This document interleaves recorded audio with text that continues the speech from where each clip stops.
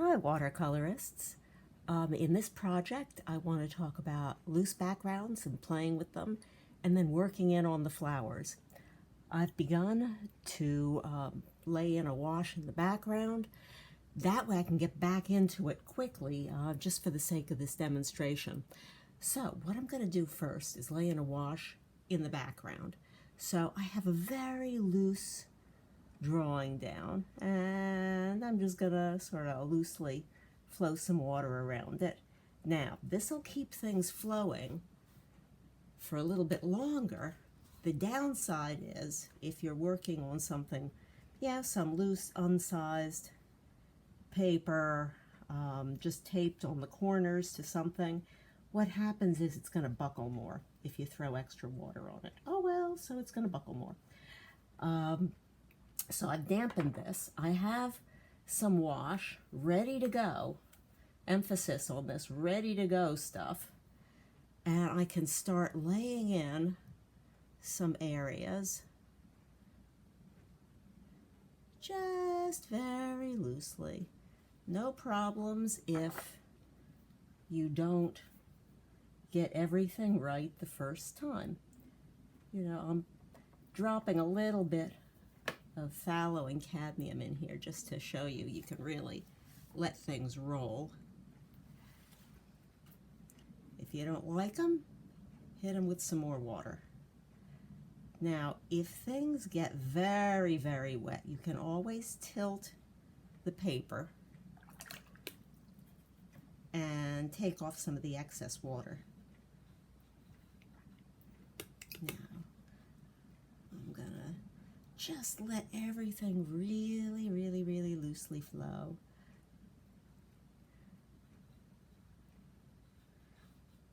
Whee!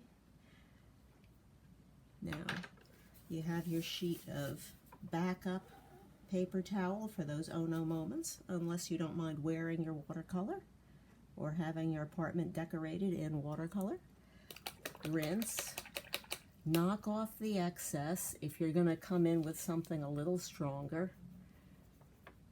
Now, just in case I want some yellow in the background, the sense of those flowers hanging out in the background. Now I can drop in some extra moisture and it'll push that green out of the way.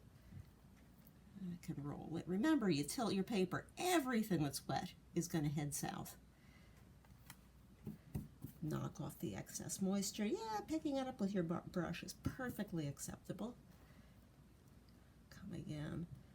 I just wanted to create a little bit more air over here. A little bit more air over there. Ooh, that already set up. Whee! Now, this is beginning to get to get dry over here, so I'm hitting it with a little bit more damp.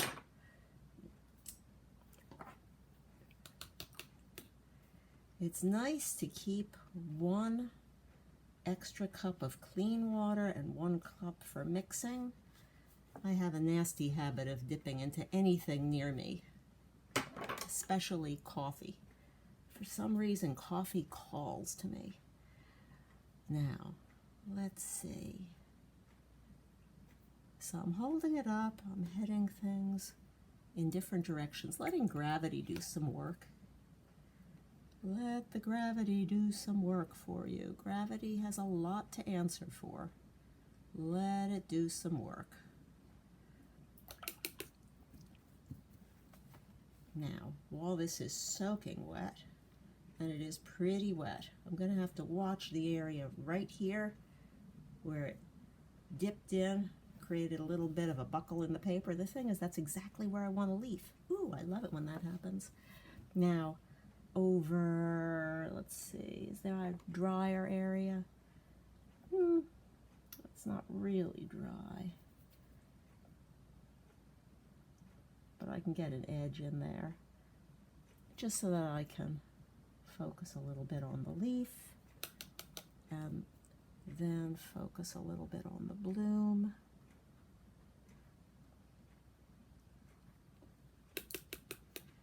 Okay, now, while it's this wet, if you dip your brush into color that is very dense, and blot your brush on the end towards the ferrule so you really take off the excess moisture. But if you come in with that, notice I'm sort of rolling the brush as I go, it won't just go into the damp of the paper, damp and, you know, creating blooms when damp goes into damp. It'll really give me some nice soft lines. If I decide I don't like those, rinse, knock off the excess, then I can just let the paint move with the water. Now this one is phthalo green, which will hijack a painting if I'm not careful. I'm going to mix it with a little bit Winsor red. Okay, a lot of Winsor red. Ha ha ha. That'll give me a really dense green, which I think I want here. Yeah. That's not what the photo is showing, but whatever.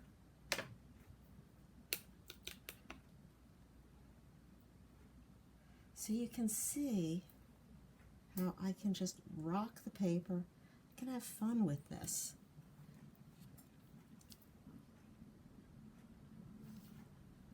Rock it back, rock it away, let the water shift the pigment. There we go. Ooh, I'm getting a nice little bloom edge in there. What fun. Oh, look, it's creating some little leaflet edges for me. Thank you very much. Okay, I'm just going to angle it down a bit. There we go. And the reason I laid the wash up here before was because I wanted to show you that you can get that softness when you come back into this. If you have clean water, just lay a clean area. Notice I didn't go back and forth, or I'd disturb what's down there. Now I can come in and just work into this, let's see. And I can still get those nice soft edges. The whole area here is damp, but right in there is where I'm working. Right in there I didn't redampen, but if I rinse the brush, knock off the excess water, come in and just bring that edge right back in. Now I've got a leaf way in the distance. I don't like that tangent where it's lining up with the flower. So just rinse, knock off the excess, and lift it up. If I do that too much, I'm going to mess with that bloom that I kind of liked. So now I've got this nice circular motion, and I can work into those flowers now. And when this is dry, I can come back in and work more into there.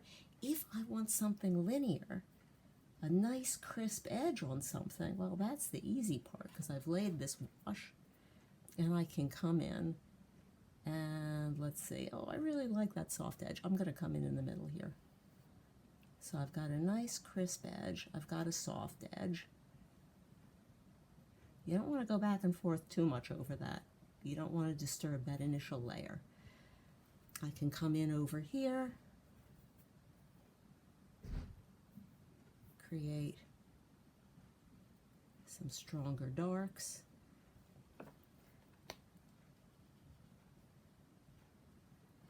And if I dampen that whole area and rock it. Now remember, while I'm doing this, I'm looking here and I'm looking over here because those areas are all wet. And although this is very wet and it's all heading in the direction I want it to, I really don't want to disturb what's going on in here. So let me move that right to the edge that I want. I'll come in a little bit more. was too even. And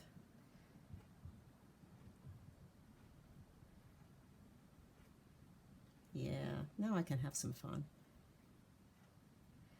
So at this point, I'd start playing. I'd start coming up with some darks, I'd do some lifts, I'd go back and forth. Not too much, because I still want to keep the focus in on the flowers. Those come in next, which is my next video.